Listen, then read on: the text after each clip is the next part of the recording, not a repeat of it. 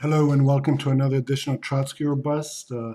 Today's the 13th of September. I don't know if you've been following the gubernatorial race in New York State, where Cynthia Nixon, famous for being in Sex and the City, Miranda in Sex and the City, went against corrupt corporate Democrat Andrew Cuomo. He beat her as expected by 66, I think 2-1 margin, 66-33. This was expected. It's going to be tough to win primaries for people who are going up against the establishment, like especially Cuomo. There is no greater establishment family in New York State than the Cuomos. You're never going to beat him. I think they said she was spending like $450,000 on her campaign. He was spending that much every day. You can't do it. I mean, especially in a state like New York with this big money, it's very easy for corrupt Democrats to raise that big money, and that's what Cuomo did. If that wasn't enough for him, he sent out this mailer, saying that Cynthia Nixon, who is converted to Judaism, her children are raised Jewish, so naturally she's an anti-Semite, and she's for the BDS movement, which she's not, thank God. Um, those things cost money. She couldn't really respond to it. She got her rabbi to say that's nonsense. Didn't matter. I'm not saying that's the reason she lost. She lost because a number of reasons. A, name recognition. Two, primaries are really tough to win for to go up against the establishment. Okay, if you've ever worked on an election, you know it's about getting out the vote, especially when the votes are very few in primaries. If you have a voting list, and Cuomo has that, the DNC has that, the Democratic Party in New York, even though they're not supposed to endorse anyone, they did endorse him because she's not corrupt enough for them. So they endorsed Cuomo, they got it to vote. And in a state like New York, you have, I don't want to call them liberals, not that many people have limousines, but call them suburban liberals. People who make enough money where, they like what the Democrats say. The Democrats say all the right things, but they're never going to raise their taxes back up to 70%, which is what it was before Reagan. So that in a state like New York, here in California, it's not that there's that many of them either. But remember, in an election, who has time to vote, especially in a primary? Working people who are making minimum wage have 2, 3 jobs. They're not going to go vote. They're not even following this. For all they know, it's Cuomo against Richard Nixon's daughter. They don't know. Um, so those who do get a chance to vote are going to be better off, have money, and even though they say all the right things, they don't want anyone raising their taxes to 70%. They hate Reagan, but they love his tax cuts. They hate Trump, they love his tax cuts, and that's just the way it is. That's why you can never win from within. You're never going to beat the Democrats at their own game. Never, never. Um, One thing about Nixon, though, is she does belong to what is called the Working Families Party there in New York State. She can run as a working family party for governor. I hope she does. Please, God, do that. You know, don't endorse Cuomo.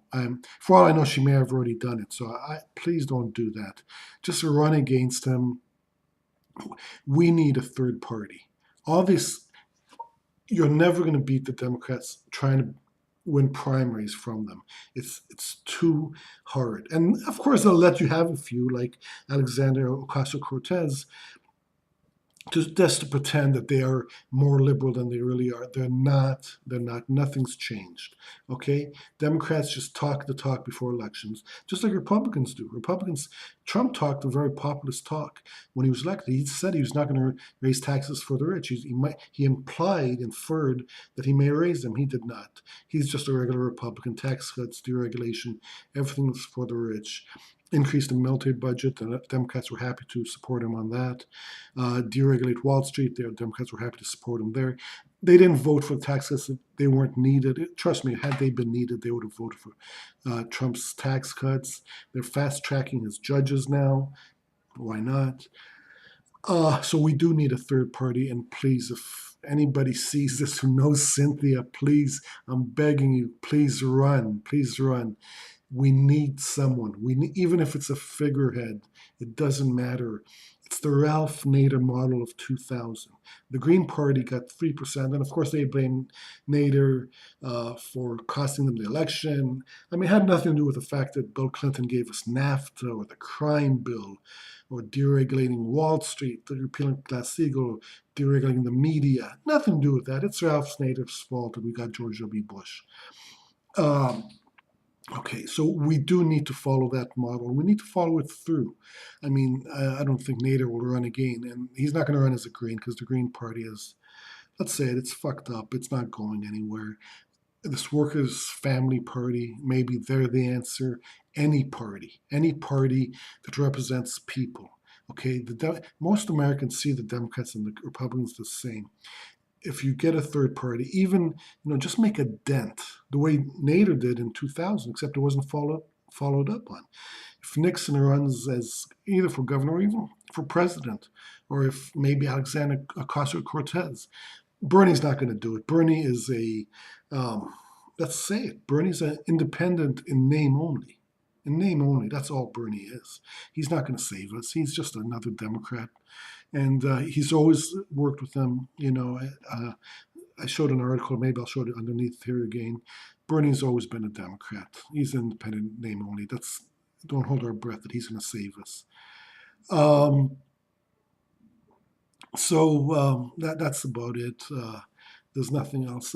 Please, Cynthia, please save us. Run for governor, run for president, as an independent, as any party, Working Families Party. I don't care what party, what the name is. Just do it. We need a third party, and it's not going to happen organically. Unfortunately, it's going to. I mean, it will happen organically, but I mean, it'll help big time if there's either a celebrity or somebody famous to lead it into the election. And even if it means having 4 more years of Trump, I mean, don't think that Democrats are any better than Trump. I mean, once they're elected, even if it's Bernie gets elected, it's still going to be the same shit. We'll just say, oh, we don't have a majority, or we have a majority, we don't have 60. Okay, remember when Obama was president, you needed 60. You don't need 60 today to Trump's president in the Senate. You didn't ever need it before, but when the Democrats were close and they could have given us Medicare for all, which they gave us Obamacare, they did have 60, but they had it for a short period. But then that's it. Bernie's not going to do anything. These parties the Democrats have to go. Okay, there's no two ways about it. There's no future with them. There's, they've made that clear. And that's it. That's my rant for today. Another election that a corporate Democrat won. What's new?